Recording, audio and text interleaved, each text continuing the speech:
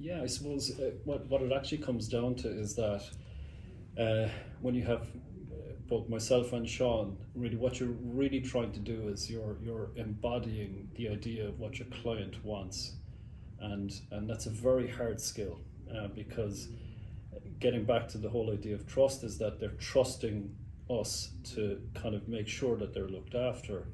and what that also means is, drilling down into those level of details, very much like we were doing this morning, where you're foreseeing problems. And when you've got experience in this trade,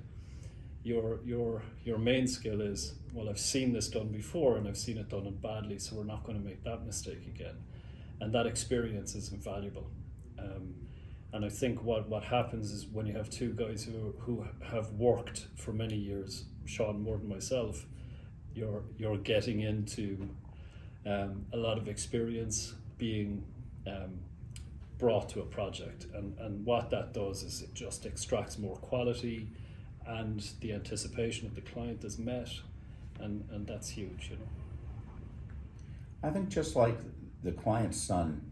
sort of bringing up an off-the-wall critique of the architecture, spurring Paul to take another look at the house and refine it even more. Paul alluded to one of this morning's projects, or actually both, but I know that Paul's interest is partially to make this just the best possible design that he can humanly make possible. He wants the best design. And I'm pushing back sometimes saying, Paul, consider if instead of this dimension, which is the perfect dimension, consider a dimension that the vendor can build that might be a slightly different dimension, but might cost a little less. And consider this in 3 parts versus in 4, or in 3 versus in 2, or consider different configurations. Consider these little bit of adjustments in dimensions that can give the client options on the look, the feel, and the cost. So that when Paul develops the final drawings will have options built into it,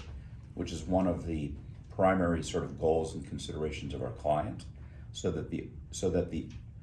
end goal here is not that the contractor determines the cost, or that the architect or that the owner's rep determines the cost, but that the owner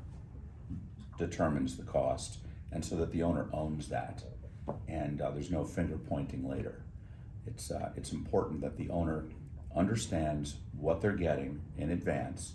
and why. And Paul's great at the why from the design point of view, and I'm trying to bring the why from the here's the local market point of view.